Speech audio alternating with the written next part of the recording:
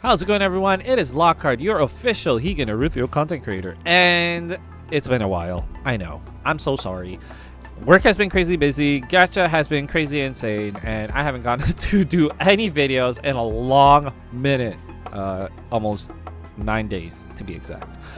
But the first thing I wanted to touch on was Higan Eruthyll, and simply because we got some news going on and some postponing, whatnot. We are out of Wandering Fantasy. We're moving on to some other things, so it's gonna be pretty exciting, I want to say.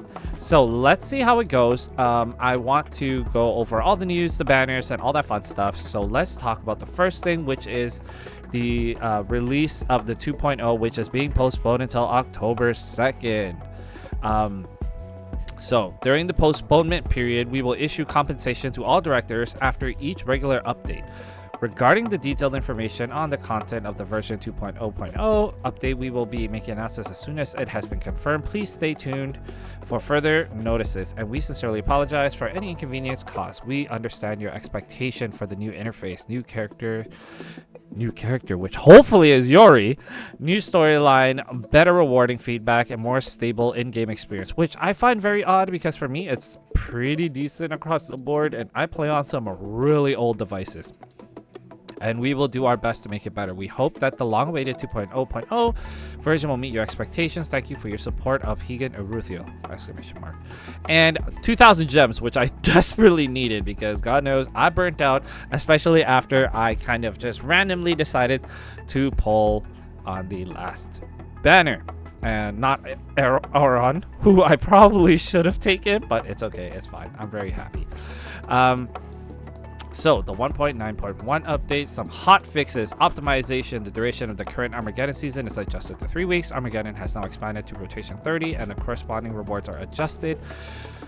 And this only works if you have a guild full of active members, which I finally got to kicking around some useless folks. So I got a lot of room. Join us, Final Fantasy. It's a good time.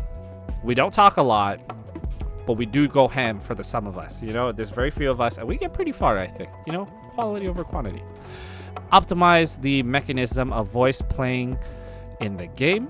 Fix the issue with some limited items are not unlisted after purchase. That's odd. Optimize the text description of Liv's Talent 2 at Awakening Phase 5. That's good, because I just got to that one. Adjusted the banner configuration in the shop. Cool.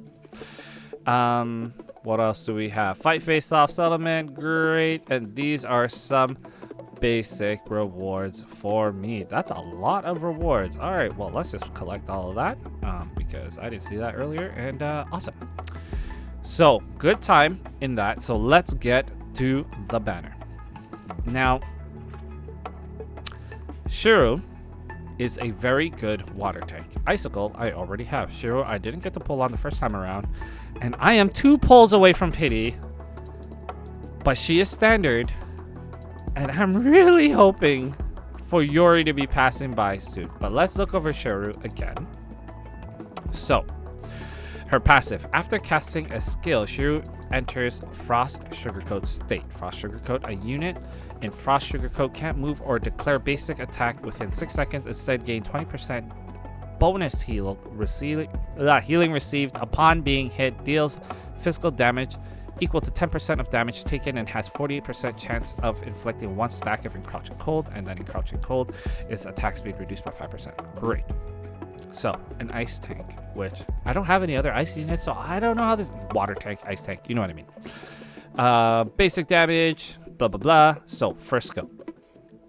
It's mitigation, it's a shield, which is pretty cool. Sheru throws her umbrella. If she aims at an ally, she grants herself and target ally a shield. If she aims at herself, the shield that she grants herself a random ally shield. The shield strength is equal to 20% of Sheru's max HP and grants shielded units 30% bonus armor while it holds, which is great. The max HP shield is nice. Anemo Snow. Sheru enters Frost Prism state. Sheru holds her umbrella and gains 20% bonus damage mitigation within 3 seconds, which is great. Also, incoming projectiles from enemies will be deflected to deal physical damage equal to 5% of Sheru's max HP back to the attacker. This is pretty great when it's a one front, 3 back.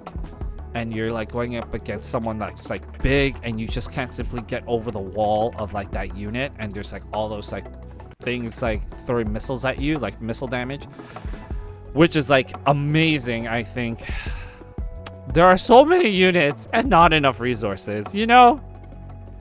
And then her alt, Sheru unfolds a sacred realm, granting all allies within 30% bonus max HP within 12 seconds, meanwhile generating an area that neutralizes all incoming projectiles from the enemy, and a circular area will last for 4 seconds. So just a damage immunity thing. And again, I feel like when you think about your rotations in your enemy, especially for things like Armageddon, especially for things like team PvP, having really good tanks is amazing, especially when it comes to forming your teams and getting into those situations where you need to maximize damage. But like, if you can have somebody who can solo support your team, it's a great way to go. Now, is Sheru that person? Like, is that the champ that you want? Honestly, she's not bad, right? But she's not like Caesar where she can heal, but you have Liv who can kind of do that for you and still do DPS. So it's kind of like the damage mitigation is great, the ult is great. Like, she can basically be the wall. Can she be the only character you need as a tank and as a healer? No, she can't, but I think it would be great to have. So let's take a look at some of the cards we have here, or plays we have here. So we have this Ruko card, which is for Sheru pretty much. Increase max HP by 15% after casting a skill. Restore HP equal to 2.5% max HP per second for 8 seconds. Performing a basic attack will cause this effect to expire instantly. So this is the self-sustaining portion of kind of what I would imagine to be a great way to keep her alive and keep that wall alive. So as long as nothing can attack past her, it's a great way to go. Especially if you just go with all the skills that just keep her in place and not attack for a certain period of time. 8 seconds is pretty long, and most of her skills will be for 6. So it's like, it's not too bad. But it's that means that you have to get all 3 plays. And I don't know if that's something you would want to do, because in about a month Yori will be coming, and you know, I'm just saying it's a toss-up. And then Straw Girl, this one's okay when taking a single damage higher than 10% max HP when the excess amount of damage is reduced to 20. You can get this. Most people, you should probably have this at like 4 stars by now, I would say. But the Dorothy Ruko card for Sheru makes a lot of sense. It's not a bad pickup, you know? And last thing, Super Fusion. Super Fusion is really nice. You pick your materials, you get your rewards.